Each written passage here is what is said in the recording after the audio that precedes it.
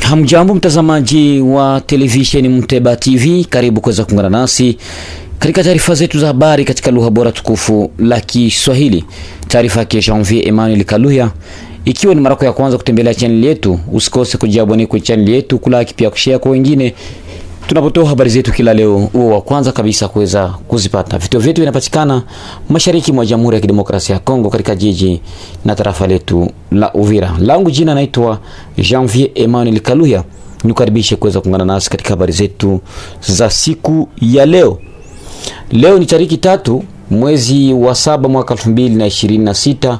Matangazo yetu moja kwa moja yanagubika kuhusu vita ambavyo vinavyoendelea kuripotiwa mashariki mwa Jamhuri ya Kidemokrasia ya Kongo, hususan huko maeneo ya Point0, ambapo kabisa baada tu ya Kalingi kuweza kuchukuliwa na waasi wa M23, vita vinaendelea kusonga mbele kama vile tunavyotoa habari zetu kila leo kupitia televisheni yetu Muteba TV. Tutakuja tena ili tuzungumze kabisa katika hali ya usalama ambao unaozungumziwa katika mji na tarafa letu la Uvira kupitia mauaji ya kijana mmoja ambaye alipigwa risasi na kufariki pale maeneo ya Kasenga, na tutagusia kabisa kuhusu kurejea kwake Mchepe Kirugira ambaye ni mfanyabiashara katika jiji na tarafa la Uvira, aliondoka Uvira baada ya M23 kuondoka baada tu ya kushtumiwa kuwa alishiriki na waasi wa M23. Tutazungumzia huko maeneo ya Rugezi ambapo kuna habari ambazo zinaeleza kuwa kuna kabisa ile infiltration ambayo inaonekana pale maeneo ya Rugezi, ambapo kabisa kambi kubwa yake Generale Ngoma Nzito. Na pia tutagusia kuhusu usalama ambao unaendelea kuripotiwa pale maeneo ya Goma. Kila leo watu wanaendelea kufariki, watu wanaendelea kuuawa, watu wanaendelea kunyanyaswa na waasi wa M23.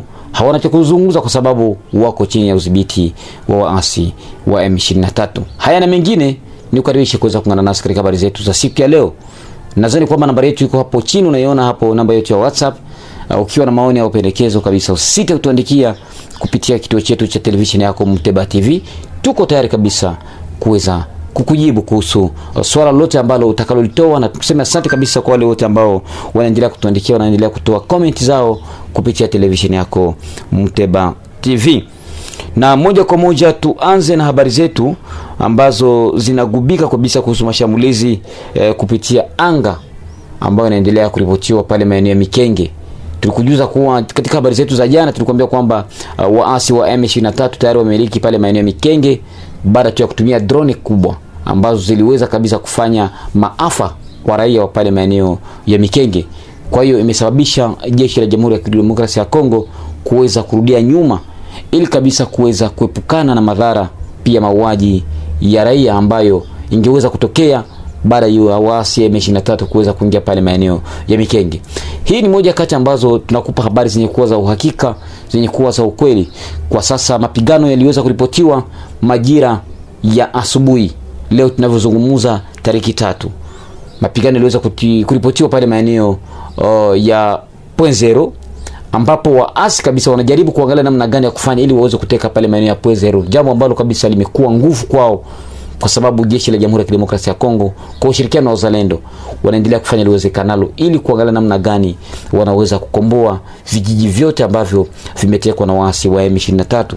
Katika habari zetu ambazo tulizoziandaa, mkuu wa wanajeshi jimboni Kivu ya Kusini aliweza kufanya ziara yake pale maeneo ya Bibokoboko kwenda kuonana na tabaka mbalimbali wa Fuleru, wa Vira, wa Bembe, wa Nyindu pamoja na jamii ya Wanyamulenge ili kuzungumza kuhusu vita ambavyo vinaendelea kuripotiwa mashariki mwa Jamhuri ya Kidemokrasia ya Kongo.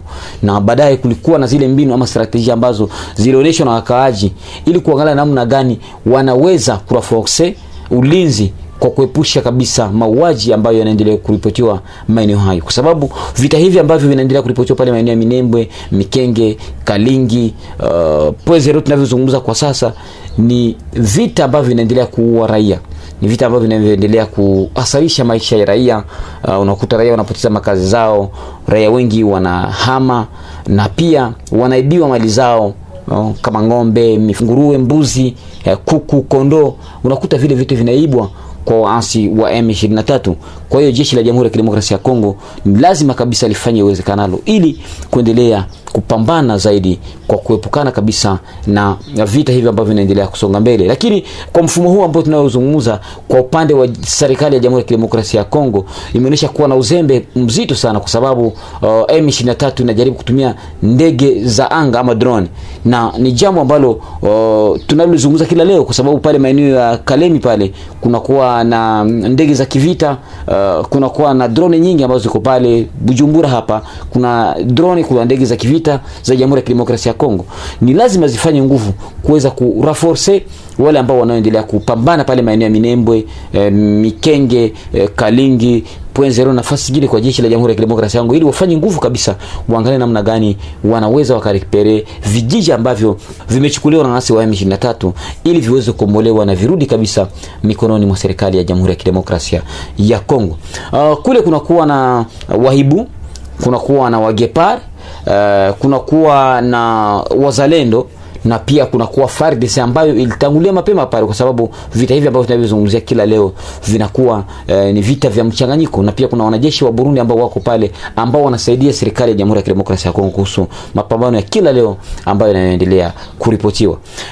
Juzi hapa tulikuzungumzia kuwa kuna drone ambayo iliweza kuanguka pale Mshimbaki, ambayo ilikuwa ikilenga kambi ya wanajeshi wa Burundi, lakini bahati nzuri iliweza kufeli kwa sababu destination ambayo ilikuwa imetumwa haikuweza kufika kwa walengwa, kwa sababu walikuwa wanalenga kambi ya wanajeshi, na hiyo imepiga kabisa kinyume na jinsi wao walikuwa wakilenga. Hii yote Umoja wa Mataifa inaendelea kuona, kwa sababu vita hivi ambavyo vinaendelea kuripotiwa mashariki mwa Jamhuri ya Kidemokrasia ya Kongo vinaendelea kuangamiza raia wengi ambao wanaoendelea kuathiri maisha yao kupitia vita ambavyo vinavyoripotiwa. Mwaka mmoja sasa baada tu ya rais wa Jamhuri ya Kidemokrasia ya Kongo Felix Antoine Tshisekedi kusaini mkataba na waasi wa M23, baada tu ya kuzungumza na Rwanda, kwa sababu sisi tunazungumza mambo yenye kuwa ya uhakika. Ukizungumza na Rwanda, yani direct unazungumza na waasi M23. Waliweza kusaini mkataba na Rais Paul Kagame kusema kwamba ni vema Rwanda iweze kuondoa wanajeshi wake mashariki mwa Jamhuri ya Kidemokrasia ya Kongo, jambo ambalo kwa sasa bado kabisa serikali ya Kongo inaendelea kushota mkono, kwa sababu Rwanda ingana wanajeshi wake nchini Kongo ya Kidemokrasia. Na ukiangalia pale maeneo ya Bukavu, muda wote ndege pale maeneo ya Kavumu inatua muda wote kutoka Rwanda, inatua inarudi Rwanda, inarudi Kongo. Ni jambo ambalo kila leo serikali ya Jamhuri ya Kidemokrasia ya Kongo imetaja kuwa kwamba mpaka sasa Rwanda hayaheshimisha mikataba, pia hayaheshimisha yale ambayo waliokubaliana kupitia mikataba ambayo iliyosainiwa, kwa sababu ni vema wangeweza kuwaondoa wanajeshi wao na Kongo ili iendelee kujijere na kujitegemea binafsi. Lakini kiundani tukiangalia kuhusu hiyo mikataba ambayo iliyosainiwa, Rwanda huwa kila muda wote inasema kwamba serikali ya Kongo haiheshimu na makubaliano yao haitekelezi. Lakini sisi tunakuja hapa kusema mambo ambayo yako wazi, ambayo yanaeleweka, pia ambayo yanaweza yakaingia masikoni mwa watu, ili kujua, je, mikataba gani ambayo iliyosainiwa ambayo sisi raia ambao tuweze kujua na kuweza kuingia kiunagaubaga kiundani, ili kuchunguza kabisa yale ambayo walioyasaini kwa faida yetu binafsi, kwa sababu hata sisi pia tunakuwa na jukumu la kujua mikataba ambayo imesainiwa na viongozi wa serikali, ili kuweza kuelimisha jamii na jamii ibaki yenye kujitegemea. Raia wa pale Goma kwa sasa wanazungumza kwamba hawana cha kuzungumza, hata wa pale Bukavu. Turudie kwanza wakati wamekuwa hapa Uvira, raia walikuwa hawana cha kusema, lakini wakati serikali iliweza kuingia hapa kuliweza kurudia movement. Na ukiangalia watu wanafanya usafiri muda wote, masaa 24 watu wanatembea, watu wanaingia kwenye blabu, watu wanalewa, watu wanafanya kazi zao bila hata bugza, kwa sababu hawakimbii serikali ya Jamhuri ya Kidemokrasia ya Kongo. Lakini habari ambazo tulizozipata wakati ule sisi, kwa sababu tulikuwa tumekimbia, walituambia kwamba Uvira majira saa 12 ulikuwa unakuta kwamba tayari watu wamekauka barabarani saa 12 18. Lakini pale maeneo ya Goma raia wengi wanakufa kiolela kwa swala la kushutumiwa kuwa wanazungumza na waasi wa M23. Na habari ambazo tunazipata kuwa wale ambao wanaofariki wanakuwa na shota vidole, wale wanashirikiana na Wazalendo ule alikuwa ni mwanajeshi, ule alikuwa ni askari polisi, na hao ambao wanaochota vidole, mauaji yanaendelea kuripotiwa kila leo. Gavana wa jimbo la Sud Kivu Mheshimiwa Jean-Jacques Purusi, wakati aliwasili mjini Uvira, kulikuwa na mambo mengi sana ambayo aliyazungumza. Alizungumza kuhusu kurejea amani, alizungumza kuanzishwa kwa makazi za serikali, kuhusu ujenzi wa barabara, soko, duka na vitu vingine, pia hospitali ambazo zilikuwa zimeandaliwa. Alihimiza kuwa kuna ile delegation ambayo itatoka Kinshasa kuja kuidentify mafozi commune, kwa sababu ukiangalia katika mji wa Uvira kulikuwa mazile mafozi commune ambazo zilikuwa nyingi, watu walizikwa kwa pamoja. Amani pale Kilomoni ya kwanza, Kilomoni ya pili, pale maeneo ya Sangi. Tulifika tukakutangazia hapa kwa television yako Muteba TV, uliweza kushuhudia na kuona namna gani watu walivyozikwa kwa pamoja.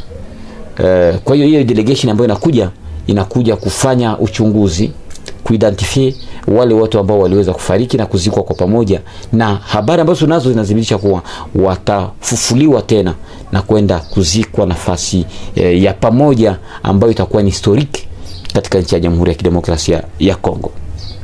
Turejea katika mji wa Uvira.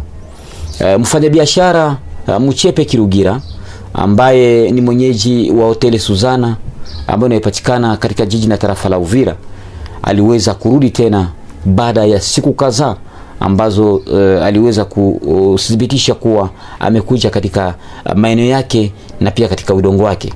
Mchepe Kirugira aliondoka katika jiji na tarafa la Uvira akitumiwa kuwa alikuwa anashirikiana na M23, jambo ambalo kabisa lilikuwa liko kinyume. Watu walikuwa wanawazia, kwa sababu baada ya M23 kuondoka tuliweza kuambia kwamba nyumba ya Mchepe, yani hotel Suzana pamoja na jumba ambalo lilikuwa hapa hospitali general, liliweza kubomolewa na raia, wakapora mali yote, kila kitu, kwa sababu walikuwa kimshutumu kuwa alishirikiana na wasi wa M23. Lakini kwa pamoja aliweza kurudi sasa na kuonyesha kuwa yale yote ambao walikuwa wakizungumza wakilikuwa wakimuwazia yeye hana ushirikiano na wasi wa M23. Na wakati akizungumza ametaja kuwa ni amerizika kwa kukaribishwa Uvira, kwa sababu kulikuwa na ushawishi mkubwa ambao watu wengi walikuwa wakifikiria kuwa yeye anashirikiana na wasi wa M23. Kwa upande wake alisema kwamba yeye ni mfanyabiashara na hoteli Suzana iko pale kwa ajili ya kupokea wageni ambao wanaweza wakatoka kila nafasi. Kwa hiyo alishtumiwa wakati wa Gasita, kwa sababu hoteli yake ndio ilipokea General Gasita katika jiji la Uvira, na baada tena wasi wa M23 kufika walikuwa wanafanya muda wote wanafika pale kwenye hoteli Suzana, wengine kulala pale. Kwa hiyo wakafanya analiza automatically kwamba anashirikiana na wasi wa M23. Kwa hiyo gavana wa jimbo la Sud Kivu ambaye anafanya interim Jean-Jacques Elakano alikwenda kumtembelea na kuzungumza naye kwa pamoja, na pia amemkaribisha na kumwambia kwamba ajisikie huru katika nchi yake kutumika kwa pamoja. Jiji la Uvira lilikumbwa na hofu kabisa baada tu ya mechi ambayo iliyochezeka ya kombe la dunia ambayo iliyosababisha kuondolewa kwa nchi ya Jamhuri ya Kidemokrasia ya Kongo. Kijana mmoja alipigwa masasi pale maeneo ya Kakombe, na habari ambazo tunazozipata zinaeleza kuwa kijana huyo aliweza kufariki hapo hapo. Lakini kisa na mazumuni cha kupigwa risasi mpaka sasa tunaendelea kufuatilia, bado kujulikana, kwa sababu watu wenye kumiliki silaha walimfuatilia risasi na wakaondoka. Lakini habari zingine za chini zinaeleza kuwa kulikuwa na mzozo wa kikabila ama conflict familial ambayo ilisababisha kijana huyo kuweza kuuawa. Lakini hata kama na hivyo tuliweza kumtafuta kamanda wa polisi ambaye anayehusika na ulinzi katika jiji la Uvira kuhusu milio hii ya risasi ambayo tunakutangazia hapa kupitia televisheni yako Muteba TV kila siku. Watu wanaendelea kuuawa, watu wanaendelea kufariki, watu wanaendelea kuporwa mali yao. Kuangalia namna gani wanaweza wakaongeza ulinzi katika jiji la Uvira. Hapa tena tulikuja tukakwambia kwamba unakuta Kalundu wanaua mtu, unakuta Kalimabenge wanaua mtu, unakuta Kavimvira wanaua mtu, unakuta Kasenga wanaua mtu. Kwa hiyo tunajaribu sisi kuwaona viongozi mbinu gani ambazo wanaweza kuzifanya ili kuangalia namna gani ya kuweza kureduire hizi makaa za asasina ambazo zinazoendelea kujirepete katika jiji na tarafa la Uvira. Kwa hiyo wameahidi kuwa kunakuwa na ile commission ambayo imeandaliwa ya wazalendo pamoja na wanajeshi na polisi ambayo itafanya bantayo moya kumrazi ambayo itafanya kompani moya, na hiyo kompani ndio ambayo itahusika na ulinzi. kazi tayari zimeanza kwa kukamata wanajeshi ambao wanaotembea kiolela katika jiji na tarafa letu la Uvira. Kwa hiyo anatuwasilia kuwa utakuwa na uchunguzi mkubwa ambao utafanyika. Mashirika za kiraia pia nazo zinalalama, zinataja kuwa ni vema serikali ifuate mkondo wao na ifanye uchunguzi, wanaoendesha mauaji wakamatwe na wahukumiwe kulingana na sheria. Na ni hapa ndipo tunafika mwisho wa taarifa yetu ya habari katika lugha bora tukufu la Kiswahili. Taarifa ambayo imeletwa kwenu na Jean-Vie Emmanuel Kaluhia. Ikiwa ni mara yako ya kwanza kutembelea channel yetu, usikose kujiabone kwenye channel yetu, kulike pia kushare kwa wengine tunapotoa habari zetu kila leo, wa kwanza kabisa kuweza kuzipata. Vitu vyetu vinapatikana mashariki mwa Jamhuri ya Kidemokrasia ya Kongo. Habari zetu za siku ya leo ya tarehe 3 mwezi wa 7 mwaka 2026 tulizungumzia kabisa kuhusu vita ambavyo vinavyoendelea kuripotiwa pale maeneo ya Point Zero. Kwa sasa namna gani jeshi la Jamhuri ya Kidemokrasia ya Kongo inavyojipanga kabisa ili kuangalia namna gani wanaweza kudeloge nafasi zote ambazo zimechukuliwa na waasi wa M23 Twirwaneho Register bara Android virudi tena katika mikononi mwa jeshi la Jamhuri ya Kidemokrasia ya Kongo. Tulizungumza pia kuhusu hali ya usalama mdogo ambao unaendelea kuripotiwa mashariki mwa Jamhuri ya Kidemokrasia ya Kongo katika jiji na tarafa letu la Uvira. Mimi ni Jean-Vie Emmanuel Kaluhia, nikutakie mchana mwema usiokuwa na bugza kwa majaliwa ya Mwenyezi Mungu. Kwaherini.